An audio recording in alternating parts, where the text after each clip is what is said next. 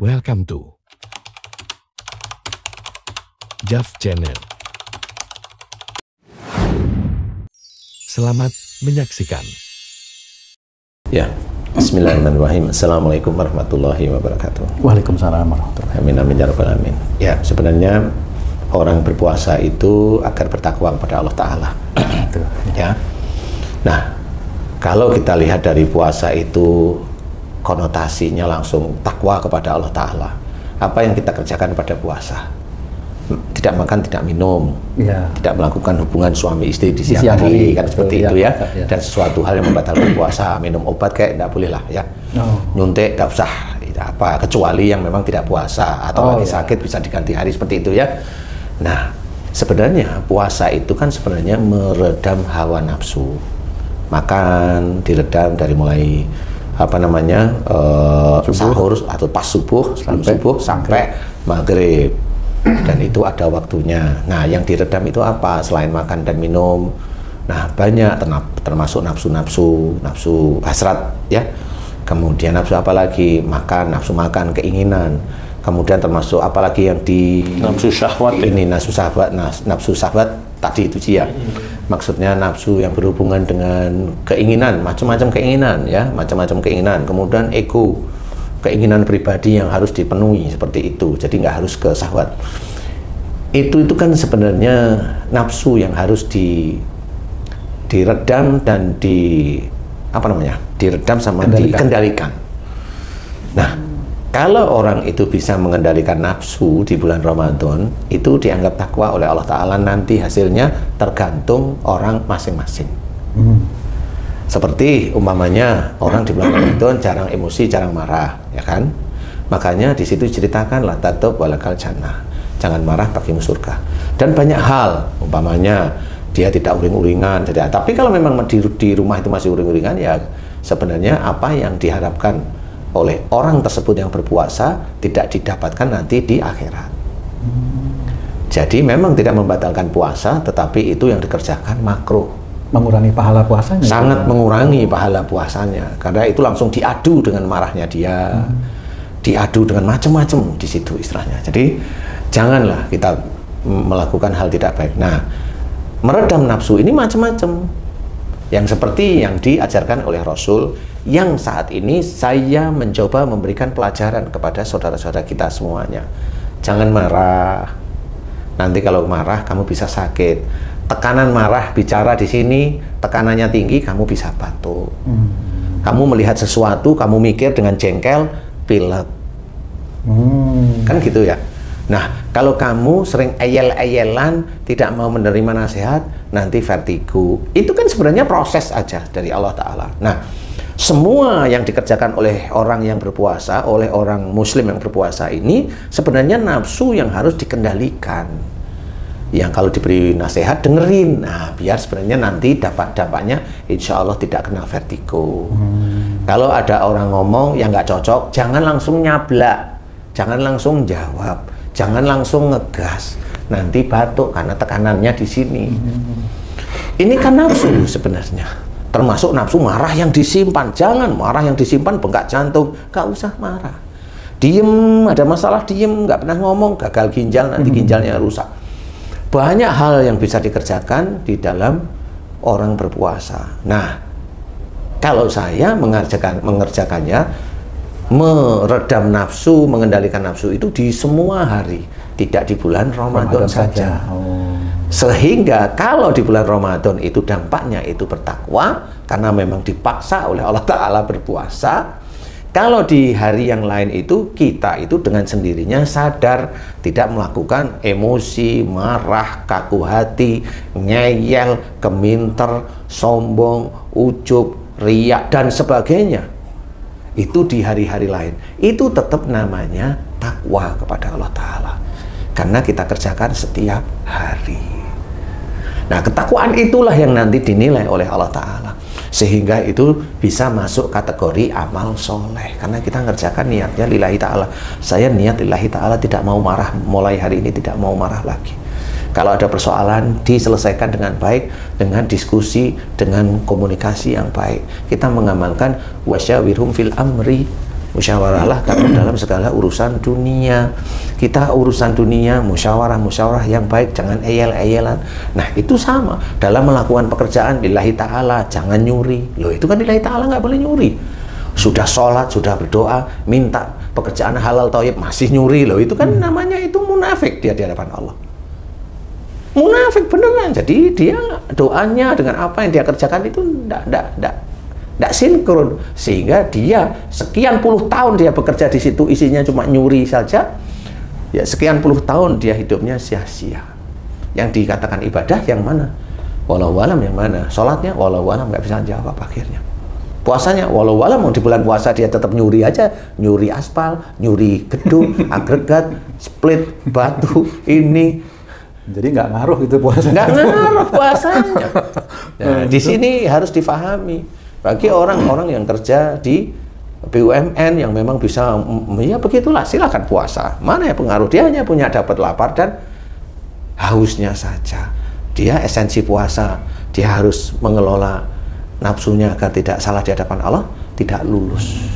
Oke, di bulan puasa ini sebagaimana kita tahu tuh pahalanya itu dilipat gandakan. Nah, kalau kita beribadah dan perbuatan baik lainnya karena merasa atau karena ada janji pahala dilipat gandakan, itu boleh nggak, Ustaz? Boleh, anggap aja itu anak kecil aja. Oh, seperti kayak anak kecil. Jadi yang ininya seperti apa, Ustaz? Jadi yang benar itu ya ikhlaskan lillahi ta'ala. Kalau pahala itu iming-iming aja. Biar mau baca Quran pahalanya 10 loh, satu huruf bernilai 10. Kalau satu ayat dihitung aja sendiri, wah banyak berarti saya baca Quran. Ya monggo silakan, nggak apa-apa. Tapi dia cari pahala. Dia bukan lillahi ta'ala. Walaupun benar, tapi besok dapat nggak wallahu a'lam. Nah, itu. Karena kalau dia nggak diiming-imingi lagi, males dia lah, nggak mau. Berarti di bulan selain bulan Ramadan males tuh ya.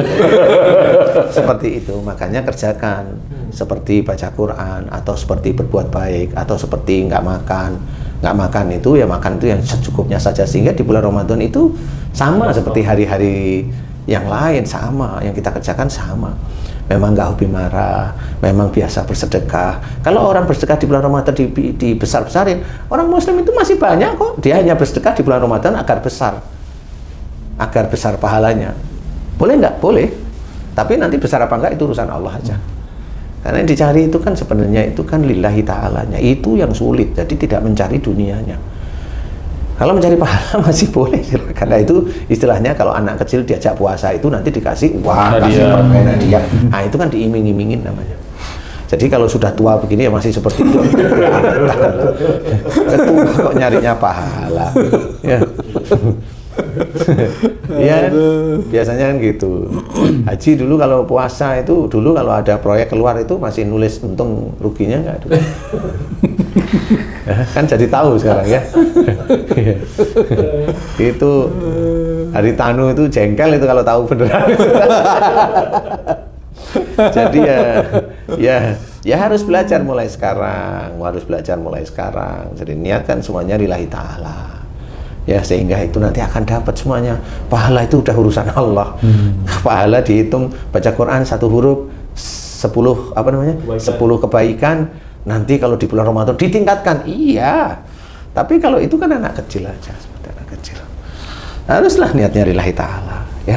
Niat lillahi ta'ala itu lebih penting. Karena yang niatnya anak kecil itu nanti kalau nggak ada, hadiahnya nggak ada, atau nanti dia selama ini aku itu tiap puasa baca Quran, tiap puasa sedekah, kok hidupku malah turun terus ya. Nah, udah mulai dia ragu. Dia ragu dengan pahala-pahala tersebut, ragu. Karena sejak awalnya udah pahalanya. Udah. Nggak usah. Pahala itu urusan Allah. Walaupun benar, iya benar. Saya akuin, iya benar. Tetapi udahlah nggak usah.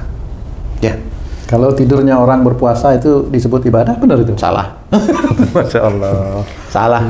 Nggak ada orang puasa keset itu. Ada. Kecuali memang dia malas. Keset itu malas. Ya, itu tidurnya orang berpuasa pahala. Salah itu. Nah, bukan itu. Jangan digubris yang seperti itu. Ya, itu kalimat yang salah. Nggak ada orang yang berpuasa karena Allah Ta'ala. Orang itu insya Allah biasanya rajin. Karena ingin mengharapkan pahala itu Pak Ustadz ya? Ya karena dia ingin dekat dan taat pada Allah Ta'ala, mengharapkan pahala. Nah, itu kembali lagi kayak Haji tadi. Dia hanya menginginkan kedekatan dia sama Allah Ta'ala, dia hanya mencari ridho Allah, dia hanya ingin rahmatnya Allah, dia hanya ingin rahmatnya Allah aja. Rahmat Allah itu berat, jadi harus betul-betul tidak berpikir tentang pahala, tapi dia hanya berpikir rahmat Allah. Yang dia kerjakan itu kebaikan, yang dia kerjakan hanya kebaikan, terus saja yang dia kerjakan hanya kebaikan aja, tidak mengharap pahala. Nah, dia tidak berpikir ke situ, bukan tidak mengharap, dia tidak berpikir ke situ, dia hanya mengharapkan rahmat Allah, rahmat Allah dan ridha Allah, dan itu hanya dengan niat satu, lillahi ta'ala. Seperti itu, nanti kita mengerjakan itu, nanti ada ujub riya, dijaga tidak keluar, dijaga agar tidak keluar. Nah, itulah yang sulit, dan itu nanti setahun, itu dijaga bertahun-tahun sampai dia itu meninggal, dia jaga. Nah, itu intinya. Jadi sama seperti seorang yang dakwah, dia mau mengharap apa? Pahala, atau dia mengharap tenar, atau dia mengharap viral, atau dia mengharap apa dari dia berdakwah, atau dia mengharap bizarah, macam-macam. Berat ujiannya itu. Iya. Kalau mamanya lagi khutbah Jumat itu, dia ambil aja semuanya, cuma cari yang tinggi, ya yang lain masih mending, yang lain itu kasih teman-temannya yang nggak dapat jadwal khutbah Jumat. Berarti dia mengharap apa? Pahala? Imbalan. Bukan, dia mengharap imbalan itu. Kalau udah imbalan itu terus nanti ibadahnya dapat. Wallahu a'lam. Sudah nyampainya seperti itu. Nah, inilah yang harus kita ketahui, kita sadari. Jangan, kita nggak bisa main-main. Kalau akhirat aja. Sudah akhirat aja. Allah menyuruh kita itu melakukan akhirat. Allah menyuruh kita tidak berdoa minta dunia. Jangan minta dunia. Kuatkan hati, pikiran untuk tidak minta dunia. Mintalah akhirat, yaitu taubat, mohon ampun, bersyukur. Udah itu aja. Itu akhirat itu namanya. Berarti kita puasa di bulan Ramadan ini semata-mata karena Allah yang perintahkan. Iya, cukup. Iya, kan ayatnya sudah jelas sekali itu. Ya insya Allah seperti itu. Jadi cukuplah. Allah perintahkan, kita taat, cukup, dan niatkan lillahi ta'ala. Makan nggak usah mewah-mewah. Sahur cukup tahu pop, cukup sama nasi. Cukup apa? Asinan, cukup. Kadang-kadang kan godaan itu datang dari yang sekitar kita juga tuh Pak Ustadz ya, kalau di rumah tangga itu misalnya itu ada yang pengen ini, pengen itu, akhirnya wah ini gimana nih? Daripada nggak dihabisin mau bazir tuh akhirnya gitu. Ya memang. Itu termasuk nafsu yang harus dikekang juga, dikendalikan Pak Ustadz. Iya. Jadi saya melihat di salah satu TV ada lah salah satu Pak Bupati waktu itu sengaja ada buka bersama Pak Bupati mana gitu. Saya tahu tapi saya nggak ngomong mana. Memang kelihatannya ada nasi jagung, ada ini, tapi meja penuh. Satu meja makan. Katanya itu apa namanya sederhana. Sederhana nggak seperti itu gitu loh ya. Semua meja penuh, mejanya besar. Ya itu lucu. Ya sederhananya Bupati ya beda. Makanya kalau saya ya biasa aja makan. Kalau di rumah biasanya apa ya nasi pecel cukup. Kalau mau tambah ya satu lah apa pengen. Kalau yang lain apa ya sudah seperti itu cukup lah ya. Lodeh pakai pindang boleh silahkan. Kan seperti itu ya. Iya. Kalau kecuali anak-anak kan beda-beda ya, namanya anak kecil masih kita ajak, masih kita latih. Betul. Kamu mau makan apa ditanyain gitu. Seperti itu. Itu bagian dari iming-iming tadi itu Pak Ustadz ya, hadiah. Bagian itu dari anak-anak hadiah biar dia itu semangat seperti itu. Buka palingnya nanti ada buah, kemudian makan apalagi lah makan itu. Makan paling apa biasanya? Kalau saya itu makan itu apa biasanya itu ya? Rujak cingur. Rujak cingur yang tanpa cingur dan tanpa lontong dan tanpa timun. Tapi benar itu Ji. Kalau kita ikutin Pak Ustadz, kita dapat anunya juga itu. Jadi diet, nggak terlalu buncit perutnya gitu. Benar itu Pak Ustadz. Sahur asinan kan gitu ya. Nah, iya benar itu. Asinan asmuni ya jelas. Rujak cingur, cak pecel kan gitu ya.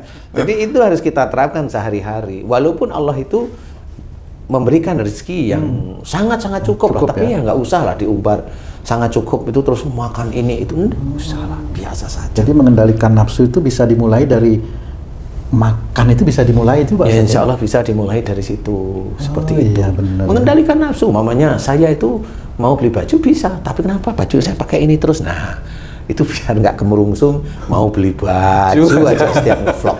Oh, harga bajunya jangan sama dapat bulanannya itu malah besar Bajunya. iya kan, ya harus mikir lah. Apalagi ada online itu Pak Ustadz. Itu tiap hari lihat. Itu bisa belajar dari situ. Nah, disitulah mulai Allah itu menilai melalui malaikat. Raqib lah, atid lah, atau hafazalah menilai kita. Ini orang nggak suka buang-buang uang.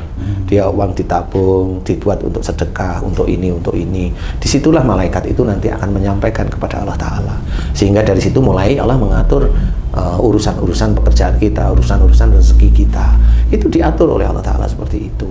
Kalau memang dia hobinya boros, coba sekarang kamu tuh yang sering melihat saya makan, ya, saya sering makan daging kambing nggak? Wah, nggak pernah. Loh Pak Ustadz itu makannya kan tadi udah bener rujak cingur. Saya Ramadan ngikutin Pak Ustadz gitu, mau ikut Pak Ustadz buka dengan rujak cingur, sahur tahu pong. Saya aja nggak kuat itu. Saya mikir nih kuat nggak puasa sehari ini. Tapi kalau mau dicoba diikutin Pak Ustadz, ternyata kuat juga Pak Ustadz. Yang menyebabkan kuat itu sebenarnya apa sih itu? Yang menyebabkan kuat itu satu, niatkan karena Allah Ta'ala. Kalau niat karena Allah Ta'ala, insya Allah enggak kok mati mendadak. Enggak. Kayaknya kalau saya cuma karena malu aja sama Pak Ustadz. Salah ya Pak? Ya, jadi di situ yang harus dipelajari. Jadi intinya adalah harus belajar. Mengekang nafsu itu di semua lini. Nafsu itu di semua lini. Semuanya. Di fitnah nggak usah dibales. Di ini nggak usah dibales. Loh, berarti Pak Ustadz takut? Enggak takut. Apa yang mendasari itu Pak Ustadz? Karena Allah aja. Karena saya ingin mendapatkan rahmat Allah aja. Sehingga kalau di fitnah, biarin aja. Wong dia juga nggak pernah ngomong sama saya. Kan biarin aja. Wong nanti pahalanya mereka dikasihin ke saya, pahalanya habis, dosa diambil, dikasih ke dia yang fitnah, selesai. Apalagi yang mau dicari? Itu enak nggak? Menurut saya itu sangat enak sekali menurut saya. Itu sangat enak sekali, itu akhirat semua yang diberikan oleh Allah Ta'ala. Nah itu yang menjadikan dasar. Ayolah kita kerjakan akhirat, jangan hanya ngurusi dunia. Ngurusi dunia kerja, ayo kerja. Kan gitu, tapi kerjanya pun harus akhirat. Tidak dolim kepada karyawan-karyawan, tidak dolim kepada karyawan, tidak. Harus senyum dengan karyawan, tidak merasa kita pimpinan, seperti itu. Ya harus kita buktikan. Seperti itu. Banyak hal yang harus kita redam kalau mau kita mengatakan kerja itu menjadi ibadah. Jadi tidak hanya sekedar slogan kerja kan ibadah, tapi ngawur itu. Tapi dalam kerja sehari-hari ngawur lah. Ya itu kan cuma slogan. Masalah cuma slogan. Lah kalau setiap kita ibadah kan niatnya karena Allah. Itu kan mulutmu aja sebenarnya. Enggak, sehari-hari enggak bisa seperti itu. Jadi orang yang koar-koar seperti itu malah biasanya kosong. Kosong. Suruh aja dia doain sesuatu, kan blong biasanya. Blong, iya, doanya hafalan dia. Nah, akhirnya ya blong semua. Nah, kita harus belajar, mudah-mudahan di bulan Ramadan itu betul-betul untuk pelajaran beneran. Setiap harinya di luar bulan Ramadan yang kerjakan sama seperti di bulan Ramadan. Sehingga itu betul-betul dianggap takwa oleh Allah Ta'ala. Kalau kita takwa setiap saat, tidak hanya di bulan Ramadan, di bulan yang lain, nah mudah-mudahan nanti rahmat Allah itu diberikan kepada kita. Nah rahmat Allah inilah yang nanti yang akan kita ketahui nanti di akhirat. Bahwa seorang muslim yang bisa masuk surga itu bukan karena sholatnya, bukan karena sedekahnya, bukan karena dia itu patuh pada pimpinan, bukan. Karena rahmat Allah. Nah, rahmat Allah dari mana? Dari ketakwaan kita. Oh, balik lagi ya. Iyalah. Mana rahmat Allah tiba-tiba Allah memberikan rahmat orang muslim yang mati, yang dulunya nggak pernah sholat. Nggak mungkin ya seperti itu. Udah nggak mungkin. Kalau ada cerita dulu, ada cerita ini orang nggak pernah sholat, nggak pernah ini, tapi dia masuk surga, mana? Surga itu nggak ada penghuninya. Sekarang jangan ngarang kamu, kan gitu ya. Jangan ngarang, surga itu belum ada penghuninya. Cerita itu hanya cerita aja menurut saya. Kalau ingin masuk surga beneran, ya cari rahmat Allah. Dari mana? Dari takwa kepada Allah Ta'ala. Makanya diceritakan oleh Allah Ta'ala, Inna akramakum indallahi atqakum. Itu sudah dijelaskan. Sesungguhnya orang yang mulia di hadapan Allah Ta'ala adalah orang yang takwa. Paling mulia, paling takwa. Ingat, kalau sudah begitu, orang itu insya Allah masuk surga. Ketakwaan inilah yang harus kita kerjakan di dunia. Mau kamu sama istrimu, takwa pada Allah Ta'ala sama istrimu gimana? Ngomong yang lembut, yang baik. Istri salah, jangan dimarahi, ya dituntun. Itu takwa. Kalau mau takwa sama Allah Ta'ala lewat istrimu, ya istri kalau ndablek ya dijewer, telinganya kasih nasihat. Kalau maunya ngeluyur terus, ditahan, nggak boleh ngeluyur. Belajar tidak ngeluyur. Gimana caranya? Masa tiap minggu ngeluyur mulu sih? Gitu, kayak ibu bos aja. Nah itu harus ditahan. Suami harus berani nahan. Karena dia itu, istri itu meluapkan nafsunya untuk ngeluyur sebenarnya. Itu mubazir hidupnya dia. Nggak boleh seperti itu. Nah itu harus ditahan seperti itu ketakwaan kepada Allah Ta'ala. Tapi kalau ketakwaan melihat istrinya begitu dibiarin, nah di titik itu dia nggak takwa. Dia membiarkan istrinya seperti itu. Membiarkan anaknya pulang malam sampai pagi. Nah itu juga nggak bisa dikatakan takwa. Itu kan anakmu lah, seperti itu. Nggak bisa dikatakan itu takwa. Nah, kan akhirnya rusak. Akhirnya masuk surga apa enggak? Wallahu a'lam. Seperti itu. Makanya benar. Orang yang masuk surga itu karena rahmat Allah. Iya, tapi rahmat Allah itu harus dicari. Bukan terus leha-leha, saya bisanya sholat ya baru 3 waktu. Loh, ya jangan. Kok 3 waktu? Sulit ya. Ya belajarnya bener lah. Kalau ada cerita Pak Ustadz, ada seorang wanita ini ya, dia ada anjing yang haus gitu, dikasih minum terus wanita ini bisa masuk surga karena pelacur itu. Ya yang cerita itu. Saya nggak mau cerita bab itu. Karena orang nanti melacur semuanya dan dia bisa masuk surga hanya cuma ngasih anjing. Nah, ya. Saya nggak mau cerita yang begitu. Itu cerita yang mau ninabobokkan namanya. Kalau saya enggak ngasih minum air anjing yang haus. Enggak, jangan yang seperti itu. Kasih minum, jangan harus pelacur. Wah. Ya, kan seperti itu. Ya. Jadi kalau pelacur atau orang yang berbuat dosa, orang korupsi ngasih anjing minum selesai dia masuk dulu. Kok enak? Dari mana dari situ? Yakin bisa menanggung dari ini? Enggak seperti itu caranya. Kalau umpamanya orang pelacur ngasih minum anjing, jalan menuju surga masih saya boleh. Jalan menuju surga? Iya. Masih nggak apa-apa. Baru jalannya belum masuk. Belum masuk, kan jalan. Orang sholat itu jalan menuju surga. Orang baca Quran itu jalan menuju surga. Nah, kenapa jalan? Nah, kan dia baru baca sekarang, ya jalannya sekarang. Bukan tujuannya Pak Ustadz ya? Walau alam, kalau dia itu sekarang itu dia jadi hafiz Quran, terus besok hidupnya morat-marit, kalau punya istri nggak dikasih nafkah, punya anak nggak dikasih nafkah, mau apa terusan? Mau apa? Pertanyaan saya mau apa? Nyalain nanti itu dia. Lah saya maunya begini, kalau kamu jadi istri saya, ya begini ini. Lah kan sakit hati digituin. Lah kan butuh anak, butuh ini, butuh ini. Nah itu kan dolim namanya. Kan nggak bisa seperti itu. Nggak bisa. Dan itu yang menilai Allah, bukan saya. Saya hanya memberikan gambaran aja. Memang bisa. Memang sampai. Kan begitu. Nggak bisa. Itu jalan menuju surga. Iya. Iya, semua kamu punya istri ya jalan menuju surga. Kalau kamu paham. Artinya jalannya pun juga harus baik. Nah, kan harus. Makanya puasa itu kan jalan menuju surga juga. Itu unsur takwa. Makanya takwa itu di puasanya. Kalau enggak ya selesai. Ya enggak lulus. Nggak bisa lulus. Makanya istiqomah itu penting. Jadi jangan di bulan Ramadan aja berpuasa. Ya di bulan yang lain juga berpuasa.